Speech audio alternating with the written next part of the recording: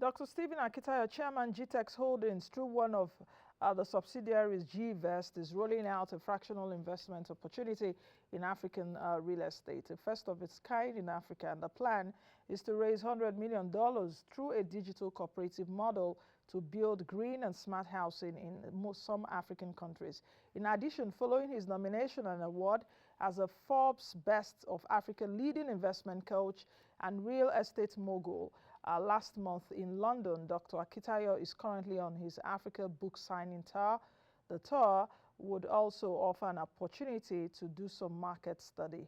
Dr. Stephen Akintayo joins me now to discuss the opportunities that the cooperative model offers and other issues. Dr. Akintayo, good to have you and welcome. Yeah, again, you're looking good. Thank you, my friend. How are you? Good. Is it good morning? Because I know you are speaking to me this morning from Malaysia, Kuala Lumpur. So I guess Yes, it's evening over there. Or is it yes, night? we're 7 hours ahead, Yes. so it's 20 p.m. Yeah. Yes. So welcome again and thank you for the compliment. I think I will Mm, start by saying congratulations are in order for you. Of course, mm. we follow each other, so I definitely know some of your escapades and some of the accolades that you're getting. But congratulations again. You know, Thank you. a man that has been suffering, a man that suffered many, many years ago. You know, if they had told you you will get to this level at this time, what would you have said? If they had showed you a picture of where Yeah. you are now, like 30 years ago, what would you have said? Funny enough, I definitely would be not at this level, but I'd always had big dreams and I was quite ambitious growing up, and so I'd always wanted to be great, but the speed and at the level we're getting it is humbling. It's really humbling. Mm. So congratulations again. I know I'll come back to that later. But let me start my question by asking you the idea of cooperatives, which is almost as old as savings itself. You know, we have that even in Nigeria, the Susu model, cooperative model, where you see a lot of people coming together to put funds together for a certain cause. But what distinguishes this your digital cooperative model from others, especially in the real estate sector? Beautiful. So number one is the fact that we're leveraging on technology. Everybody's able to download a mobile app. They can see their transactions, they can see what they're doing from the mobile app, as well as opportunity to take advantage of. Also, the meetings, as we know, the typical cooperative is was the fiscal meeting quarterly. With this, you can do virtually. And with this, we can easily bring together the 54 African nations, just one platform, and everybody is able to take advantage. Number next is the fact that we're using a fractional real estate model. For example, if you were to own a property and it costs, let's say, $100,000, now 20 people can come together and then each person contributing $25,000. And those 20 people own that particular house and they also shared the rental income that comes from the house. So these are some of the advantages of this. So I don't need to wait till I have $100,000 before I can own my property in Ghana or Uganda or Zambia, at some of the countries we're considering, or Kenya. And I can also be getting my returns. And even if I'm not from Kenya or from Uganda, I can get my returns in whatever currency and wherever part of the world I am in. Okay, first and first, even before the idea of cooperative, what made you come up with this model in the first place, especially in the sector where you play in? Yeah, it's because of this. I mean, you journalists always ask affordable housing. I mean, I've never, I practically can do one interview without people saying affordable housing. And we know in reality that's difficult to achieve. What we can do is accessible housing, not affordable. Anywhere in the world, real estate is quite expensive.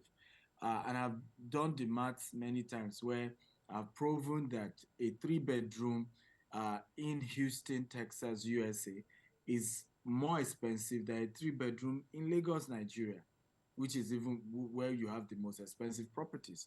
In fact, the cost of a three-bedroom in Houston will probably get you 3 units of three-bedroom in Nigeria. But the difference is that you can drop 10%. Okay.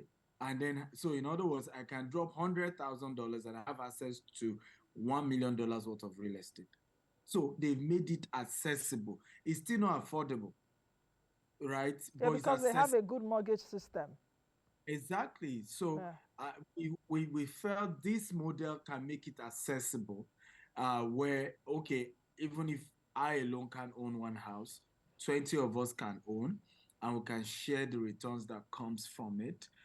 So, that's the kind of innovation we're bringing into, because you can't change the fact that the cost of building materials, most of them imported, constantly keeps going up.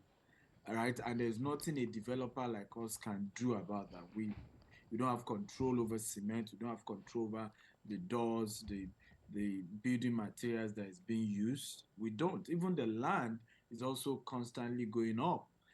If you want a land that has C of O in Nigeria, you know how expensive that could be. Okay. So we don't have that control. But what we can do is to make it accessible, and that's one of the innovations we're bringing to bear. Okay, I just want to take you up on perhaps what you said earlier in terms of even the cost of housing in Texas or even somewhere in the U.S. You try to compare it with Nigeria. Are you comparing it based on the exchange rates conversion? Because whatever it is, now I mentioned the exchange rates conversion earlier, the naira has been depreciating. So no matter even whatever, if you exchange it to naira, it will look very expensive. Yeah. No, yes, definitely. If you The reality is that if you convert it to naira, it's more expensive, and that's what we're saying. But it doesn't change the fact that, I mean, we do real estate in the US and UK and Dubai, and we know that you will sometimes think only those in those countries will buy. But we see a situation where people based in Nigeria are buying property from us in the US or are buying property from us in Dubai, and meaning that they're having to convert their naira to dollar to buy those properties as well. Some are even doing it because of their children, considering the fact that they constantly need to help their children's tuition fee who are studying abroad. So owning real estate and then putting the rental income towards their children, tuition is one of the reasons why you see some Nigerians based in Nigeria still investing. Of course, you still have Nigerians based in the US or UK or Dubai still investing that way. But yes, when you convert the money, it's quite expensive as well. Okay, doctor, let me still probe further what you talked about earlier in terms of the idea of cooperatives. And you said it's about bringing monies or people, different investors bringing their different funds to invest. And when they can get one house and they make money from the rental income, will their return on investment only be from that rental income? Because I'm wondering what may be going on in the minds of some people that are watching us now, some people that may be interested in what you're saying and saying, okay, if I bring in, let's say, $5,000 or whatever the amount is to invest, is it that I'll just be making money if that house is on rental? Number two is if I want to opt out, by any means, anything can happen. And I say I want to opt out. How can they opt out? Doctor, I have to ask you all these questions. You know, you are you're in my terrain and I understand these things. So I've got to ask you those deeper questions. And I know you're up to it, so do tell me. Well, so I would say based on what we currently run in Nigeria, because the African fund we're launching will still be in October. We've not launched it yet. Okay. But based on the way the GVES currently runs in Nigeria, through the digital cooperative model currently run, there are options. There is the saving towards buying. There Okay. is you jointly own, and your income is strictly on the rental income. And if you decide to pull out, yes, you can do that because the cooperative itself can buy you out. But of course, there are Okay. certain decisions that will be done. Also, we have the option of fixed returns where you say, hey, I don't care about, because I don't want a situation about, oh, so nobody is renting the property, so I'm not making any money, right? I've given the cooperative my money. I want to be able to get certain return, on a fixed basis. We have that option. So what the digital app, cooperative app is able to do is to give you that option, and you can choose which one you want. And you don't need to talk to anybody, even whether you are withdrawing or whether you are investing or you are picking whichever option. And it has the option for Naira, for dollar, and several other currencies as well. So the app for the Nigerian version is currently on. If you iOS, Android, you can download and join the cooperative and pick any investment opportunity you want to take advantage of. But we've seen this as a major disruption that has the potential to really change the game in terms of investing in real estate. And mind you, why we're doing this, particularly for African continent, is also that it protects us as well. You know how Africa works, where a government comes in, they don't like your face, and you're not even from that country, they can just kick you out. So with this model, the people in those countries have put their money together. So the government is not seeing Gtext as some foreign entity, but as a cooperative model where the people from that place have put in their money and they're hoping to get, value for it. So you can't just kick us out because we brought in, 100% of the investment. But rather with this model, we are just dropping a portion, we're bringing the skills, we're bringing the concepts, and a portion of our own funds, and then the people in those locality, whether those in diaspora or those from those countries, are able to then put in their money, and so they own those assets. And for us, is also a way of guarantee as well. Okay, $100 million is a substantial amount of money. In fact, when I did the exchange, I'm getting about with 719 naira, I'm getting about 79 billion. Or how much is it again? I like, doctor, are you certain that investors will be eager to participate in this? And what type of investors are you searching for? Are they institutional investors, retail investors, or even diaspora investors? And another question I want to add to that, is there a threshold amount to be invested? Beautiful. So yes, $100 million is a lot, but Mm-hmm. in real estate sector, it's not a lot. Real estate is capital intensive. I tell people that if I were still in the tech industry, I probably would be an arrogant man by now. But you see, in real estate, $100 million, in certain conversation, is just a small boy starting the game, right? Because it's capital intensive. We have to be realistic about these things. And when you're building green, meaning you are doing your own renewable energy, you're providing infrastructure, you're doing smart homes, it's a lot. However, will we get people to invest? The good news is that we already have an amazing people. Remember, I don't know whether I was here on this station when I started my tour. Ghana, Cameroon. In fact, some places we were targeting, okay, we'll do 20, 30 people. They had to take a whole theater. I never knew that the brand had grown. And we don't just have amazing following, particularly for my personal brand, in those African nations. We have people who started real estate because I influenced them into that. And some of them are already doing millions of dollars in their business. And they're willing to then, partner with us and see how we can come into those countries and do something bigger. What type of investors? Mm-hmm. Institutional investors can directly deal with the Gtext holding company, not necessarily with the cooperative. Okay. The cooperative is very much of retail, but we are targeting largely Africans in diaspora. When you look at the remittance from diaspora in Nigeria, is over 100 million, 100 is over $20 billion every year in Nigeria alone. Now, if you look at the entire 54 African countries, we're talking of over $100 billion remittance from diaspora alone every single year. And these funds will be raised in the next 5 to 10 years. So it's not something we're raising once. Threshold, we're looking at between $5 to $10,000 minimum investment. But let's see how it all goes. When we finally launch in October. But for the ones we do in Nigeria, that's like the threshold. Why are you so focused on Africa at this time? Even though you're an African, I know that locations like Europe North America, as well as Middle East, have piqued your interest in the past. So why are you focusing on your continent at this time? Well, good question, and I get that question. When I visit each of these African countries for the book tour we're currently doing, and but for me was it's the typical mindset. The grass is greener, Dubai economy is better, US, UK, but haven't done business in those places. I think sometimes the challenge with we Africans when we condemn Africa is that we've not done businesses in these countries. We've only gone there to work or we've gone there as tourists.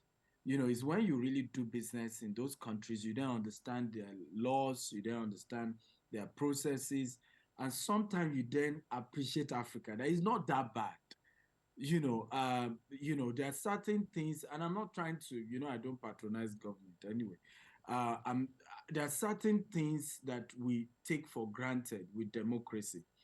For example, you have the NSAS that happened in Nigeria, and then government set up their own panel, and that panel indicted them. That can't happen in Dubai, for example. It's not possible, right? It's not going to happen, right? So when you go back and you look back, yes, there are challenges. Africa is not that, there are so many areas we can improve. But when you do your analysis very well as an entrepreneur in those countries, you realize that Africa is not that bad. The people are hungry, they're passionate, they're very hardworking, and the diaspora market is huge.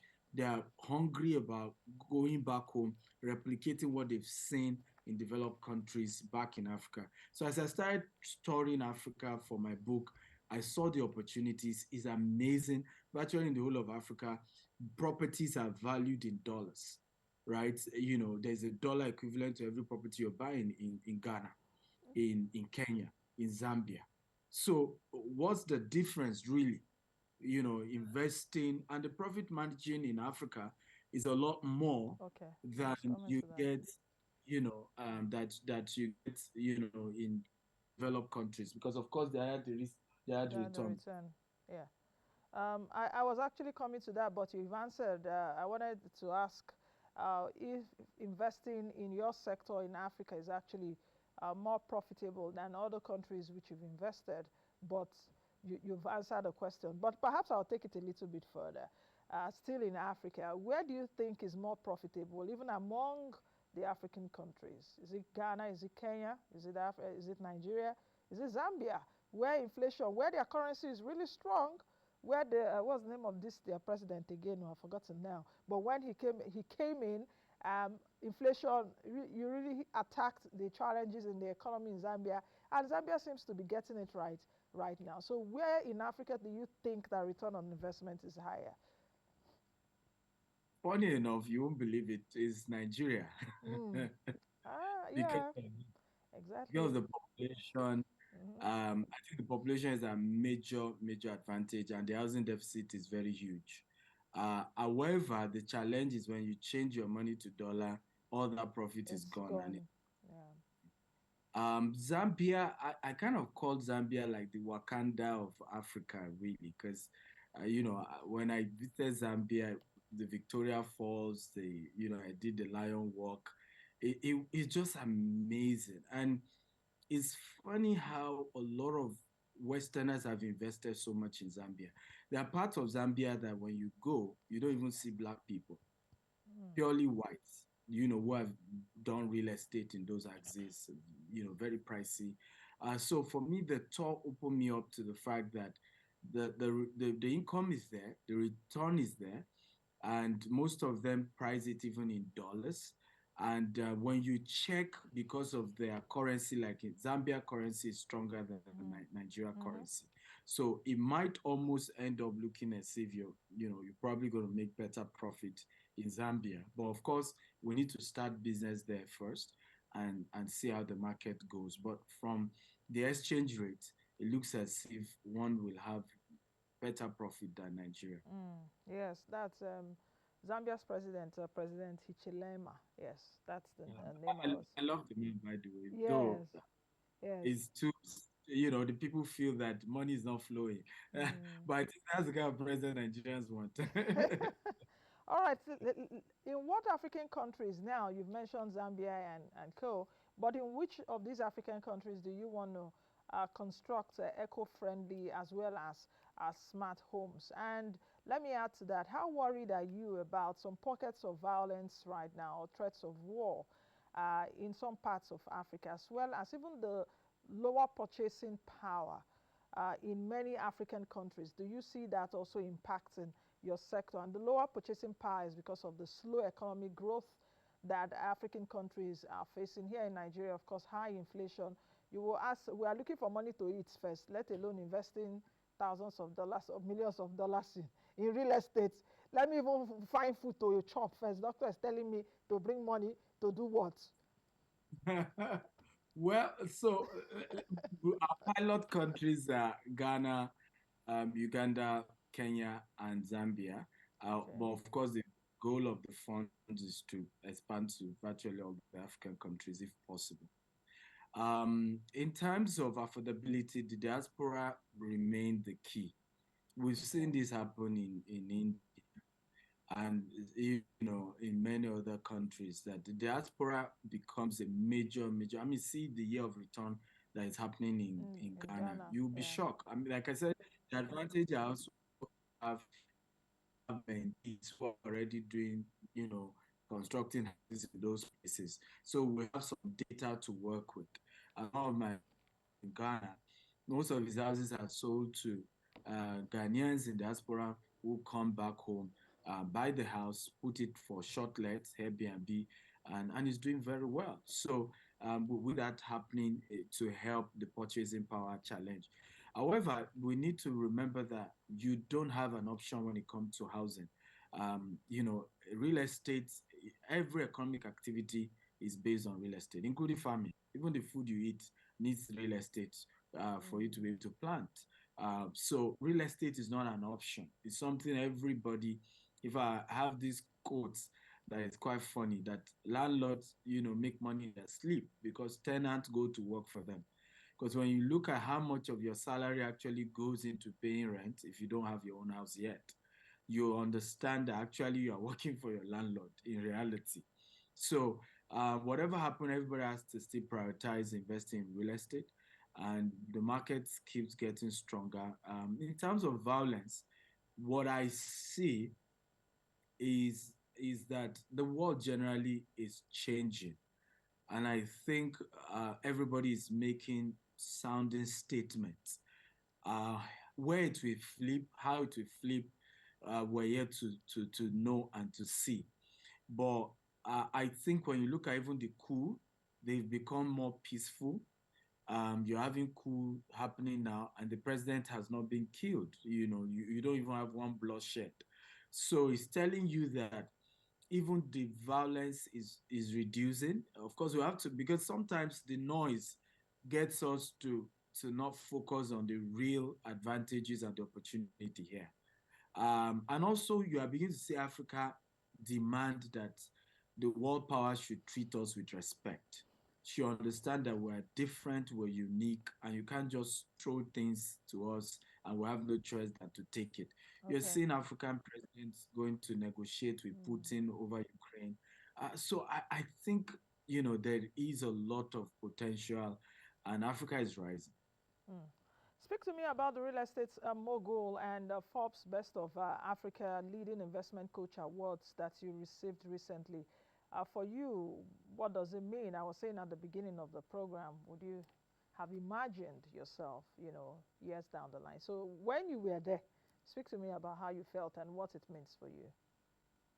Well, I'm humbled. I mean, you recap it very well in terms of where I'm coming from versus where I am today.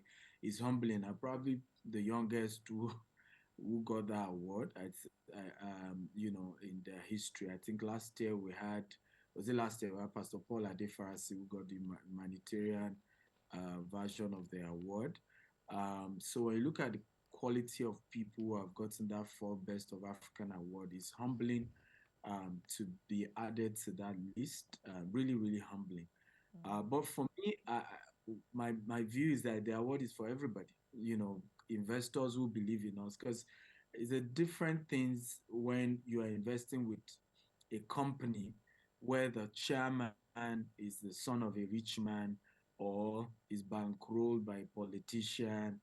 But when you are investing with a company where the founder has no wealthy background and you still trust that person and trust that company, and you put in your money and they decide to move internationally and you still believe in them. I remember, I don't know whether I shared it on this station, a man who invested with us in Dubai over $1 million. We never met until the day he came for his key in Dubai. So I had to ask him out of curiosity, you kept sending money, you never met us before. What if we're not real? And he said something very funny. He said, you are too intelligent, you know, to scam me. And that was why I invested with you. I listened to you and I believe that somebody of your insight, understand how to legitimately make money. So there's no point trying to play games with people. And so the award goes to those people. It goes to our staff. It goes to my family. It goes to media people like you who constantly, put spotlight on what we do. So it's a whole village award. Like it takes a village to raise a child in Africa. I know you're on a book tour now and you have many books, but which one of your books are you currently promoting? Yeah, so remember the Billionaire Habits? I was here to do that, then followed by Billionaire Code. So this year we did three new ones: Billionaire Habit for entrepreneurs, Billionaire Habit for pastors, and Billionaire Land Banker for those in the real estate sector. So what we're doing is a combination of those five series, in those VCs. So we've done Ghana, Cameroon, Kenya, Zambia. This leg, we started with Kenya again, Mauritius, Uganda. I'm going to Rwanda next, and then we do South Africa later. So it's amazing. It's exciting. So with all of this, these are the countries you've visited, and I know now you're speaking to me from Malaysia. Which other countries do you want to visit apart from those which you've called and the one you are in right now? Are there some others that you want to visit? Yes, so we have Rwanda next and South Africa next, Okay. but I'm very curious about Gambia. So we're hoping but that will be later in the year. Gambia is also another place, but I'm also doing a mixture of US, UK, Europe tour in September, October, and I'm hoping to put Singapore somewhere in that mix. So it's a global tour for me because for us is we started local, but it's a global vision, and the intention is to expand all over the world. Whether in my lifetime or after I'm long gone, because for us it's a transgenerational business we're building. We currently are running with a vision 2035, and in the next 5 years we're launching our vision 2100. So even by the time I'm leaving this earth, we will have 100-year goal plan for my predecessors to carry on with. Mm. That seems to me like a business succession, which is another topic. Perhaps we'll talk about another day. There are new economic policies that have come out with Tinubu's administration. How do you think that these policies will influence the real estate sector, which you play in? Well, we I mean it has both side of the coin. You have the negative side, which is the affordability is further reduced with what is going on. More people won't be able to afford property, and this is one of the reasons why for me I supported the subsidy removal policy, as well as the having a same dollar instead of having black markets and CBN rates, which was just enriching some few people. However, I think the palliative, is just like you carry out operation on someone. You must make sure you have enough pain reliever, painkillers, drug that they are using, so that they don't die after the operation. So I think the pain reliever was not released on time. I, for example, expect the government to have announced, the new minimum wage, even if it's going to take effect months later. and I don't expect anything less than 200,000 from federal government, they can have a two option, federal government 200,000, state government 100,000, because even in developed countries they don't pay the same amount. But at least roll out that or announce it, not this whole dragging when exactly and how much exactly are workers going to be earning going forward. Of course, CNG buses, we need to have had solar buses, CNG buses in terms of hundreds of thousands that are already out there as we speak to reduce cost of transportation. So there's a whole lot that needed to have been done. I think it's too slow in executing that, and if you're not careful, more people are going to be thrown into Into poverty. poverty, exactly. But the upside is that now we can easily calculate how much exactly it will cost us to build a house, not what has been happening, whereby in 3 years of trying to do construction, what you probably plan to build with 40 million has increased to 120 million within a 3-year period. At least now there's a fixed amount in that regard, and the country also is able to earn enough, and you are not putting all your income in Okay. paying them. Yeah. Okay, what future strategies does Gtext Holdings, that's now your companies, have to mitigate the impacts and the effects on your clients, your agents, as well as your developers? Are you putting anything in place? Yeah, so what we decide to roll out is a more flexible payment plan for those who are buying into our property. We used to do 0 to 3 months as installment. Now we're running a 12 months installment if you're buying land from us. Our housing used to be 12 months if you're doing installment option. Now we're doing 36 months installment option. So those are the things in our control. Of course, some other things are not in our own control as a private developer. But those are what we can do from our end. Flexible payment, the GVES concept as well. Just rolling out a lot of using technology to see how we can support and make housing affordable, accessible, not affordable, because affordability is not in our hands. So affordability is on demand and supply, or the issue market forces. Exactly. Government actually. Market Government forces has a lot and they can, government. Yeah. yeah, market forces and government has a lot they can do to make that affordable. Yes. Okay. I think we'll leave it at that today. Thank you very much for joining Thank you me. for having me. It's a wonderful interview. Thank you. Thank you very much. I've been speaking with Dr. Stephen Akintayo, who is the chairman Gtext Holdings, and we've been talking about so many issues. So that's the much today as well as this week. Thank you for your company as always. Please join us again next week. Of course, from Monday, I'll be here bright and early. Be the best you can be and be the change that you want to see. I am Nancy Naji. Bye now.